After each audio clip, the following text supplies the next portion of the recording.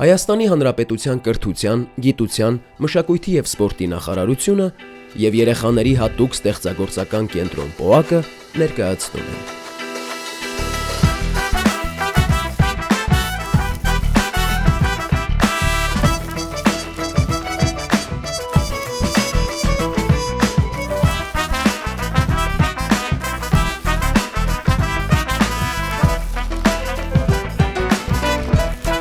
Քո արվեստը դպրոցում։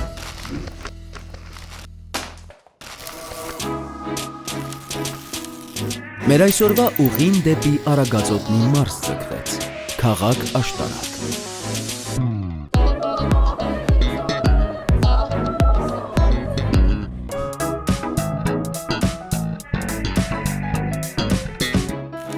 Օրվա հյուրը ճարտարապետ Կարինե Քոչարն է։ Կարինե Քոչար, ճարտարապետ։ 1990-ից 1996 թվականներին սովորել է Երևանի պետական ճարտարապետաշինարարական ինստիտուտում, ճարտարապետության բաժնում։ 2012 թվականից ճարտարապետության և շինարարության Հայաստանի ազգային համալսարանի ասպիրանտ է։ 1998 թվականից աշխատանքի է անցել Երվանդ Քոչարի թանգարանում, նախ որպես ավագ գիտաշխատող, ապա հանրահռչակման և ցուցադրությունների կազմակերպման բաժնի վարիչ։ 2015 թվականից Կարինե Քոչարը Երվանդ Քոչարի թանգարանի տնօրենն է։ Այս տարիների ընթացքում համակարգել և կազմակերպել է բազմաթիվ միջոցառումներ, ցուցադրություններ և ցուցահանդեսներ, նվիրված իր անվանի պապի կյանքին և ստեղծագործական ուղուն։ Իրականացրել է կրթական ծրագրեր, նախաձեռնել Երվանդ Քոչարի մասին պատմող ֆիլմերի, տեսահոլովակների, ալբոմների ու կատալոգների, գրքերի ու հուշանվերների պատրաստումը։ Թե որպես ճարտարապետ, թե որպես Քոչարի թանգարանի տնօրեն, մասնակցել է տարբեր գիտաժողովների, ելույթներով և զեկուցումներով հանդես եկել Երևանում, Գյումրիում, Բուխարեստում, Ֆլորենցիայում և այլուր։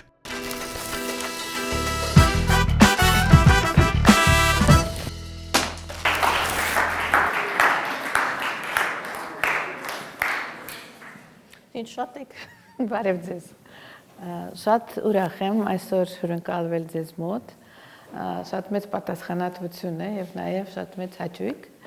Պետք է փորձեմ այսօր ներկայացնել մեր ժամանակների մեծագույն արվեստագետներից մեկին, Երվանդ Քոչարի ստեղծագործական ուղին։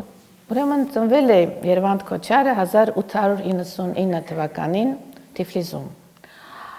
Ծնողները եղել են Շուշիից, Ղարաբաղից։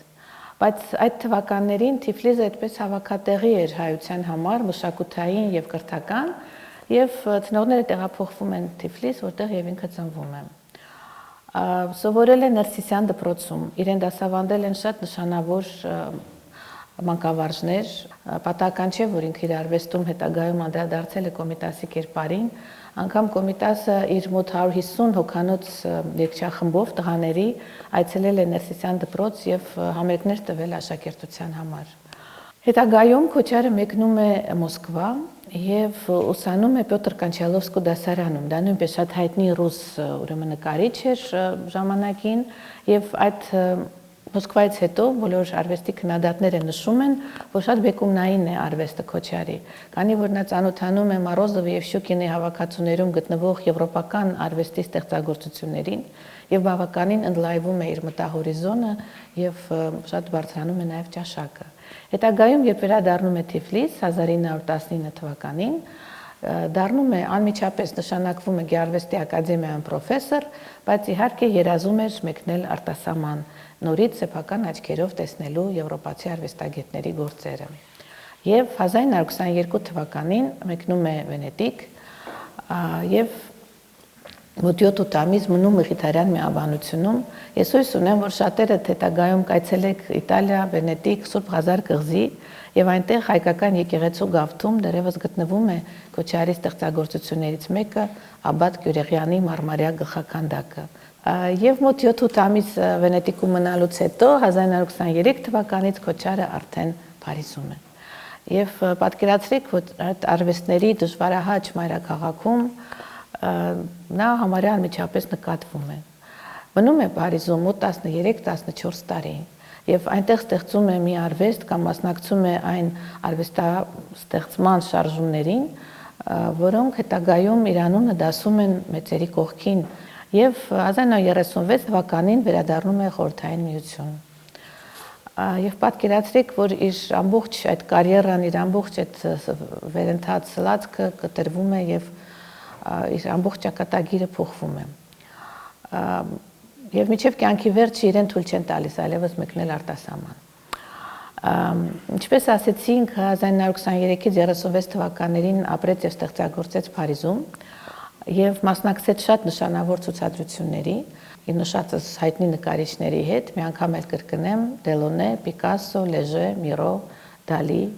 Սալվադոր Դալի,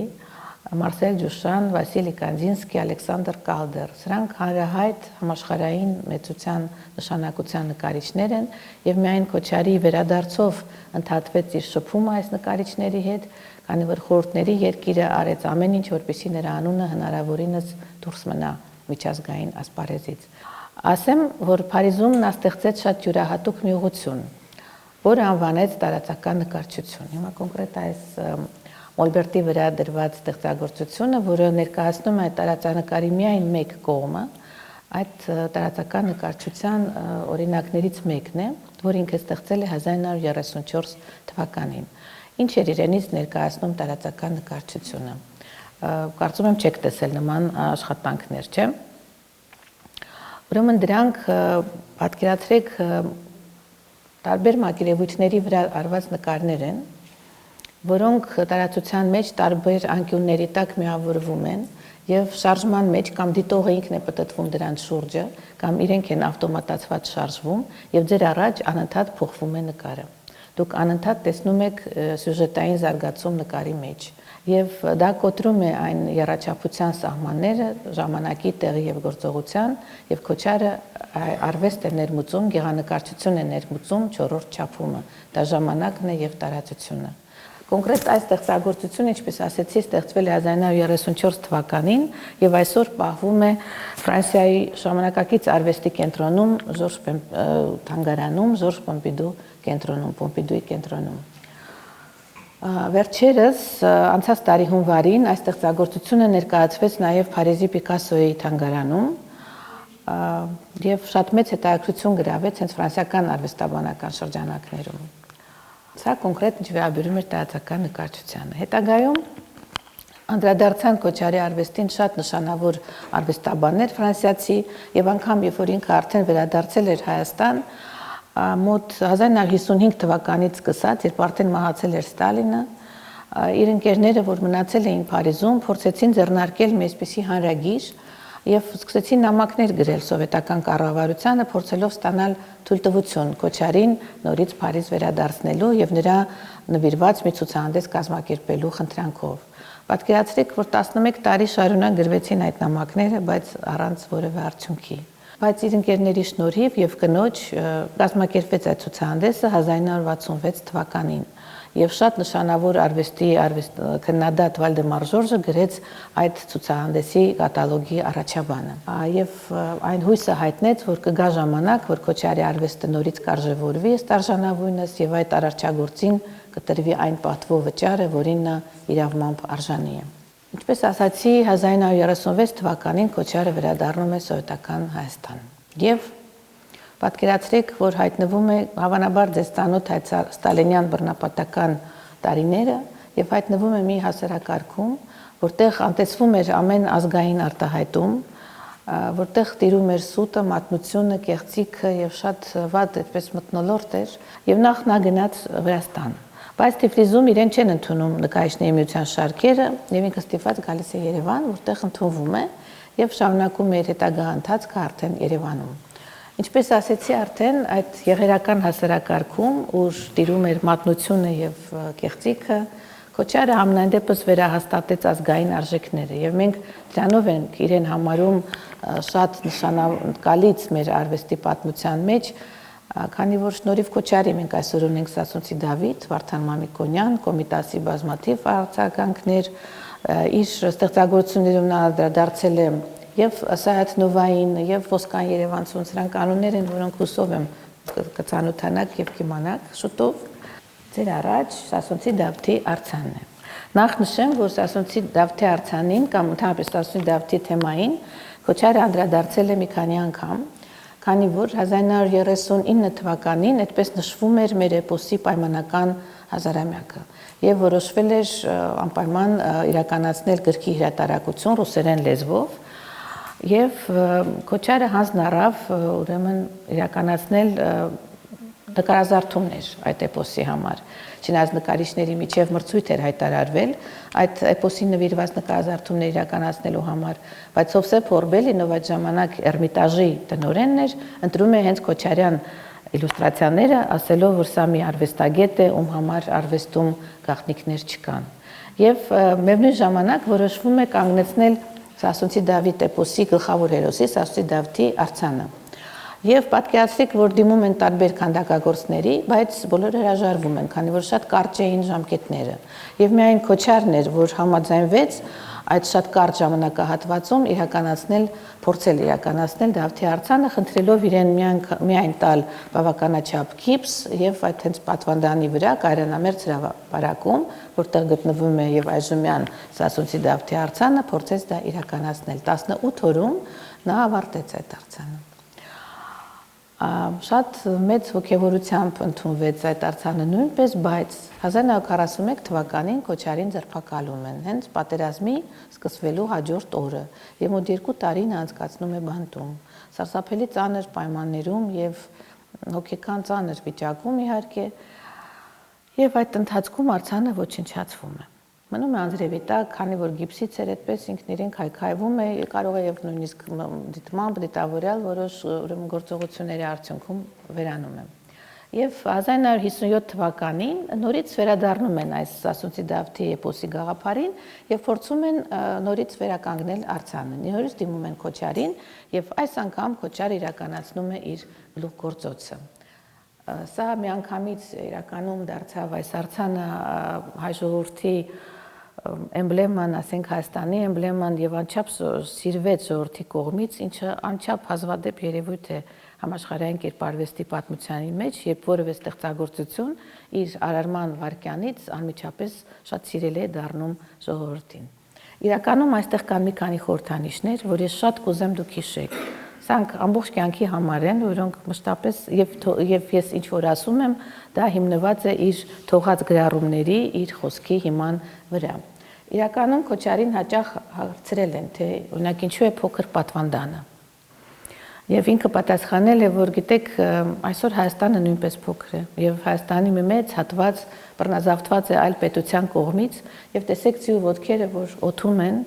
սրանք խորհրդանշում են մեր սփյուռքահայությունը, որը հայրենիք չունի, հող չունի, որի վրա կարողանան իջնել այդ ոտքերը եւ մնացել են օթում։ Հաջորդ առանձնահատկությունը, տեսեք, ձին չունի սանձ։ Ինչու չունի։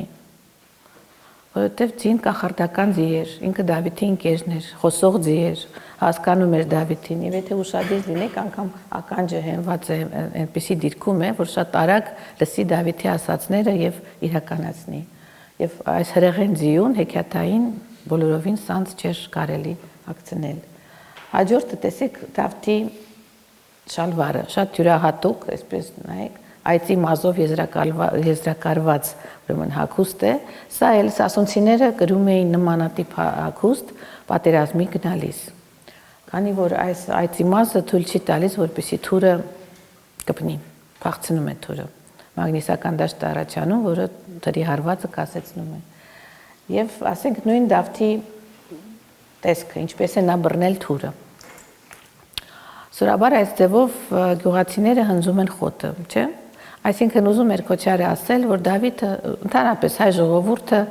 շատ խաղաղասեր է։ Դավիթը նույնպես սովորական գյուղացի էր, նա զորավար չէր, առանձնապես կռվել էլ չգիտեր, բայց միևնույն ժամանակ նման դիրքով ուրեմն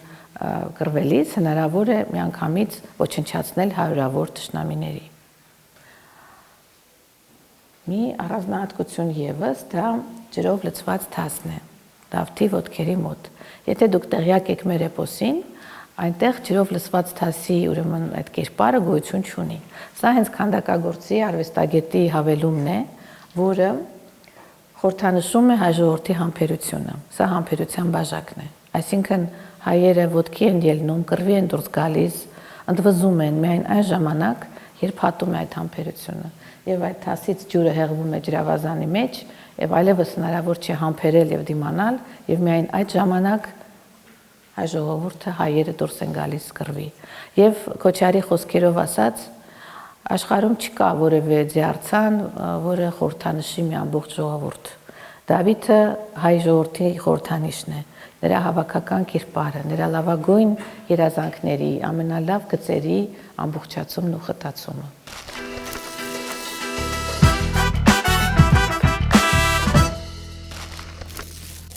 Գիտեք, սովորաբար Քոչարը ինքը գրում էր, որ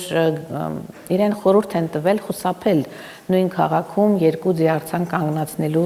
մտքից, որովհետև այդ արձանները միշտ պետք է լինեին միմյանց հետ մրցման մեջ, պետք է բոլորը փորձեին հասկանալ, որն ավելի հաջող, որն ավելի, եւ դրանից մեկը պետք է անպայման ինչ որ մի քիչ ավելի տուժած վիճակում հայտնվեր, բայց ինքը հենց այդպես էլ գրում է, որ վստահ իր ուժերին փորձեց իրականացնել իր վաղեմի երազանքը, կանգնեցնել Վարդան Մամիկոնյանի ուրեմն պղնձակոպ արձանը։ Քանի որ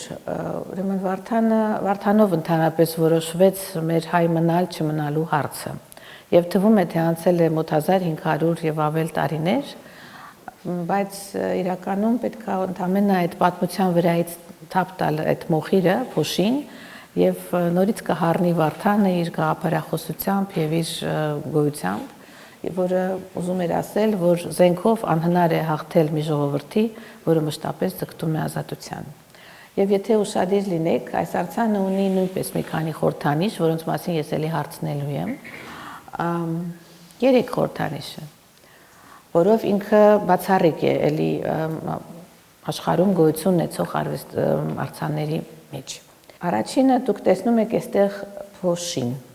Քոչարը ասում էր, որ երբեք որևէ արվեստագետ, լինի դա նկարիչ կամ քանդակագործ, երբևէ չի պատկերել ուրեմն պատերազմի ժամանակ բարձրացող փոշին։ Ինքը, տեսեք, բայց մի կետով է հենվում։ Սա այդ իր այսպես նկատառումն էր, որը թույլ տվեց իրեն կոնստրուկտիվ ձևով կանգնեցնել այդ արձանը։ Արձանը հենված է մեկ կետի վրա։ Ձիու 4 ոտքերը օրթում են։ Սա նույնպես իր բացառիկությունը եւ իզակիությունը։ Ձիու բոլոր 4 ոտքերը օթում են, ինքը թրիչքի մեջ է։ Եվ իրականում պետք է պատվանդանն էլ այնպես կառուցված լիներ, դա մի քիչ հիմա, մի քիչ այլ է, որ տպավորություն լիներ, որ Դավիթը վերևից լանում եւ մխրճվում է ճշնամու բանակի մեջ։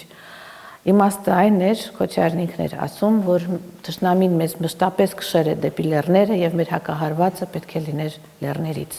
Եվ դրա համար Վարդանի արձանը պետք է մխրճվեր վերևից ներքև։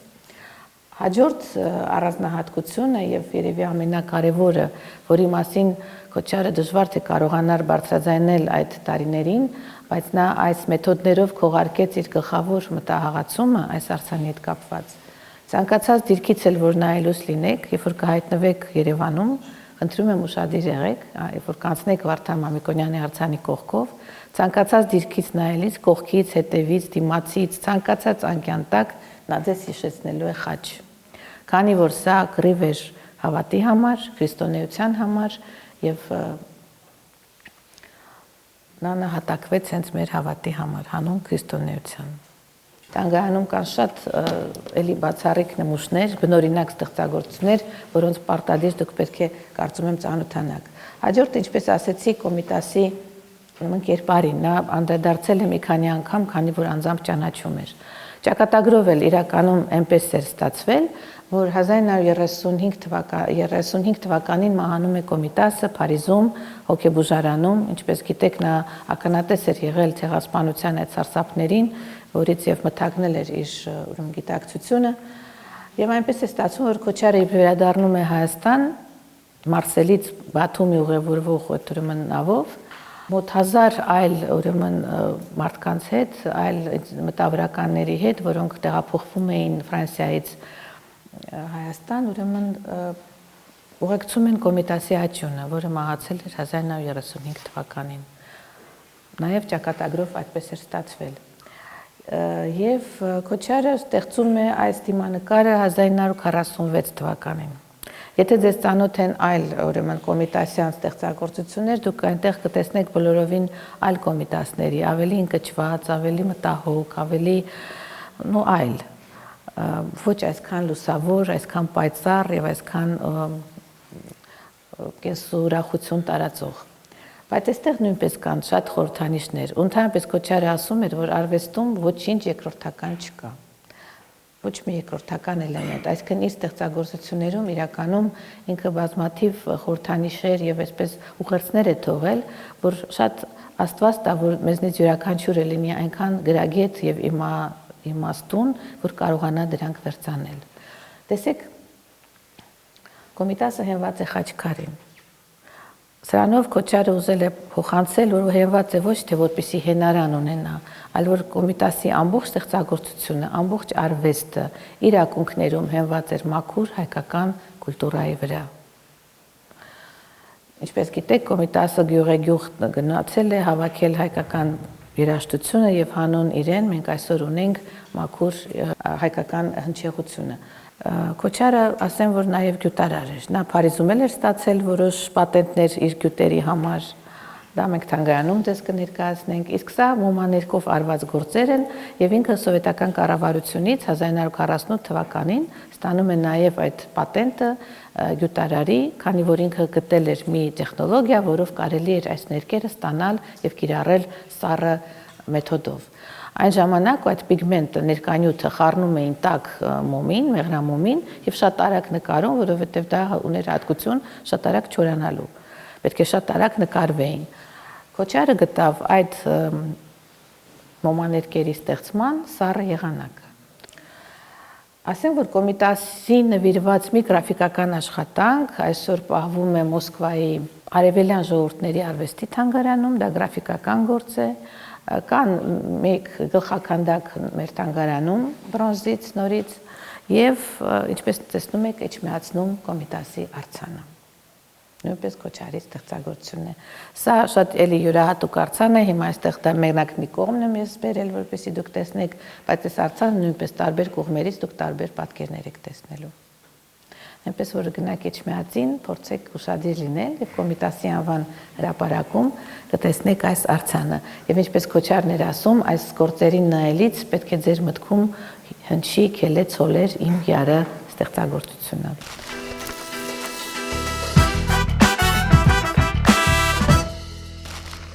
Սա արդեն իր բնույթով բոլորովին այլ է։ Եվ կոչվում է պատերազմի արհավիրքը։ Իրականում այս նկարը շատ մեծ է, բնօրինակը թանգարանում է գտնվում, մոտավորապես 2.20 մետրը, 1.50 ուրեմն չափի, բարձրությունը 2 մետրից ավելի է, լայնությունը 1.50 եւ նկարվել է 1962 թվականին։ Այդ ժամանակ աշխարհը հանդիման էր համարյա 3-րդ համաշխարհային պատերազմի եւ ինքը փորձեց արտահայտել իր ուրեմն մտահոգությունը կամ իր բողոքը ընդդեմ բռնության, ընդդեմ պատերազմի եւ ընդդեմ ցեղասպանության։ Այստեղ դուք չեք տեսնի որևէ հագուստ, այստեղ չկա որևէ զենք, որևէ ատրիբուտ, որևէ մի առարկա, որով կարելի է հասկանալ, թե որ ժամանակի պատերազմի մասին է խոսքը։ Դա անցած պատերազմի մասին է, թե դեռ սպասվող։ Ամենայն դեպս Քոչարի ուղերձը կանում է նրանում, որ եթե մարդկությունը շարունակի գործել եւ նորարարել այս նույն ձևաչափով, ինչպես այժմ ապրում է, այս 3-րդ սարսափելի ապոկալիպսիսը մեզ սպասվում է։ Եթե ուշադիր նայեք, այստեղ ոչնչացվում է ամեն ինչ, ինչ ստեղծել է մարդկությունը իր ստեղծման օրից։ Դա ասենք խաղողն է, որը ոտքի տակ ոչնչանում է, բայց ինքը իրականում կյանքի խորհրդանիշ է եւ պետք է մեր սեղաններին գինու ձևով հեղվեր։ Տաճարների մնացորդներ եք տեսնում անտիկ։ Այստեղ ժամանակակից շենքեր են ավերվում։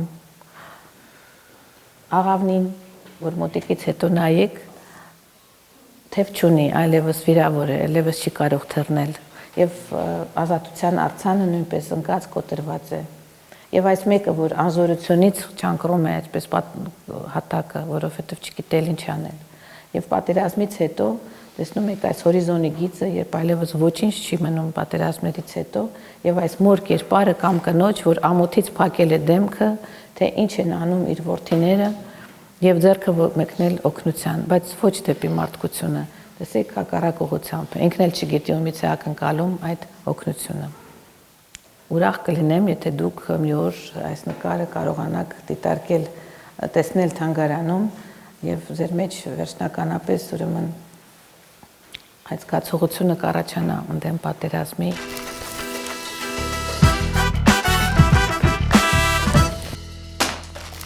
Ես կցանկանայի ավելի մանրամասն իմանալ Երվանդ Քոչարի ընտանիքի մասին, եթե դեմ չեք։ Չի, դեմ չեմ։ Շնորհակալություն։ Ասեմ, որ բավական եւ հետաքրքիր եւ ինչ որտեղ շատ դրամատիկ, ինչ որտեղ շատ ողբերգական պատմություններ կան Քոչարի ընտանիքի եւ անձնական կյանքի հետ կապված։ Նշեմ, որ Փարիզում Քոչարը ամուսնանում է առաջին անգամ 1926 թվականին մի շատ հետաքրքիր հայոյու հետ, որի անունն էր Վարդենի, եւ ցավոք Վարդենին 1928 թվականին մահանում է եւ դոքախտից մահանում է նաեւ նրանց աղջիկը Նորածին, մոտ մի քանի ամսեկան։ Անցնում է մի քանի տարի եւ Քոչարը ծանոթանում է Փարիզում էլի շատ յուրահատուկ մի նկարչուհու հետ, Մելինե Օհանյան անունով, ով հանդիսանում է Քոչարի կյանքի երևի թե շատ կարևոր սերերից մեկը։ Շատ ողբերգական է իրենց պատմությունը, քանի որ 1936 թվականին, երբ Քոչարը վերադառնում է Հայաստան, Մելինեն չի ճանապարհորդում իր հետ, քանի որ ուներ որոշակի առողջական խնդիրներ,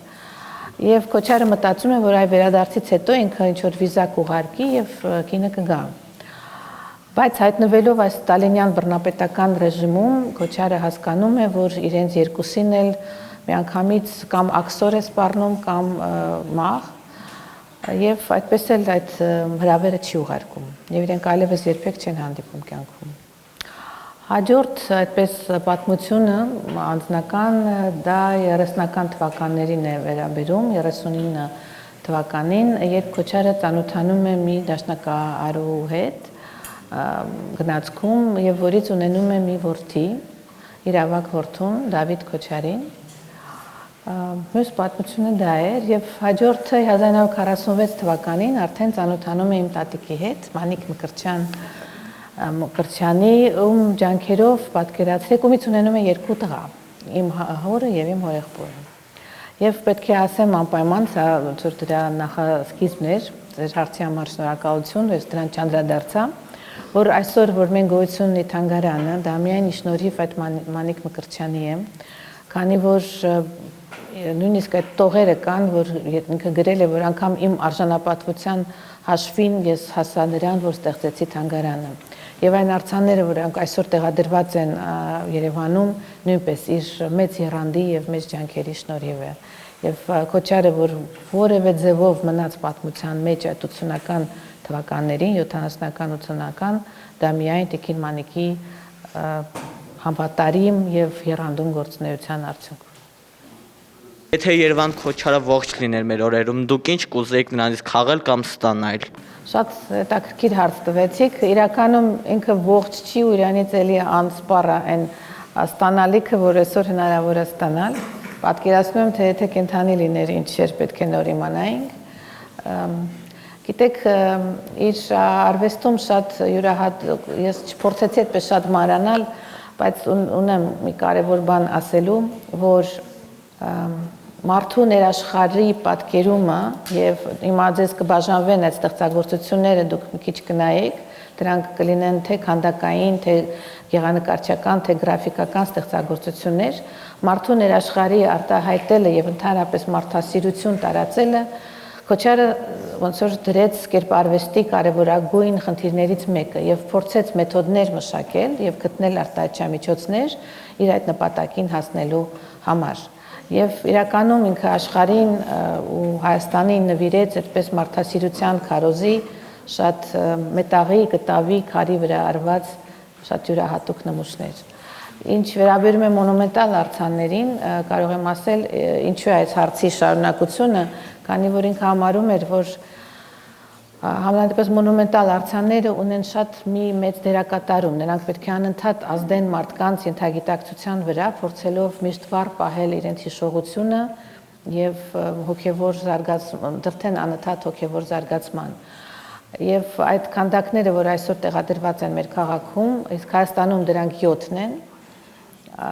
ուրեմն անկախ մեր ցանկությունից կատարում են իրենց առաքելությունը, միշտ վառ են պահում մեր ազգային ինքնագիտակցության ոգին եւ մեր ազգային հիշողությունը, եւ մենք դրանց անվանում ենք Քոչարի ոգու ասպետներ։ Իսկ դուք ինքներդ ժառանգել եք ձեր պապիկի տաղանդը։ Չէ, շատ դժվար է, գիտեք, երբեք չես կարող ասել, շատ մեծ պատասխանատվություն է նախ կրել այս ազգանունը, անչափ մեծ, որովհետև դու պատասխանատու ես քո արած ամեն քայլի համար, ամեն արարքի համար եւ միևնույն ժամանակ շատ դժվար է անել մի բան, որ դու համարես քեզ հավասար կամ անգամ մոտիկ Քոչարին։ Ինքը մի մեծ ահռելի մեծություն է դեռևս վերջնականապես չբացահայտված, այնպես որ ինչքան էլ որ օժտված լինենք, մենք, ես կարծում եմ ժառանգներով, երբեք չենք կարող համարձակվել ասել, որ մոտենում ենք իրեն։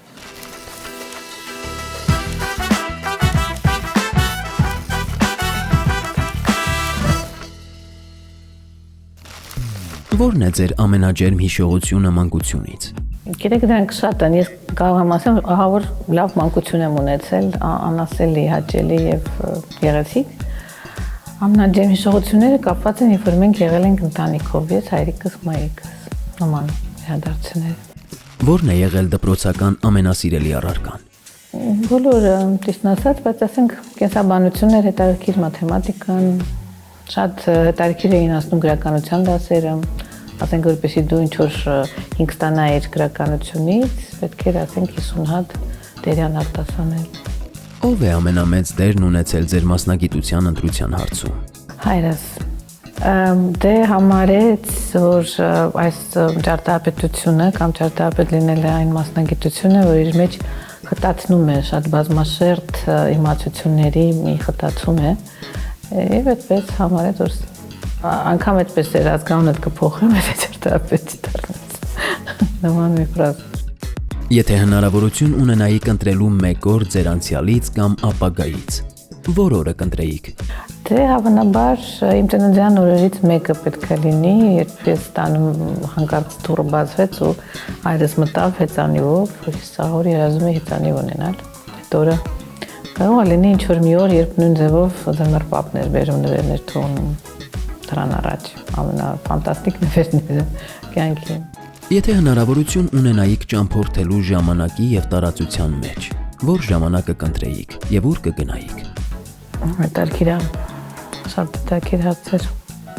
Կարելի է ապագա գնալ։ Չէ, եգիպտական պերիոդ, փարավոնների դարաշրջան։ Մանկության ինչ երազանք եք իրականացրել մեծ տարիքում։ Շատ բանալ բան կարող ասեմ, մի անգամ փոքր ժամանակ հարցրեցին ինչ ես ուզում դառնալ, ես չպատասխանել եմ մամա, ինչ որ դա իրականացել է։ Եթե տենց։ Եթե հանդիպեիք ինքներդ ձեզ մանուկ հասակում, ինչ խորհուրդ կտայիք ապագայի համար։ Նու հավանաբար լինել ավելի ինքնավստահ ու մի քիչ ավելի համարձակ։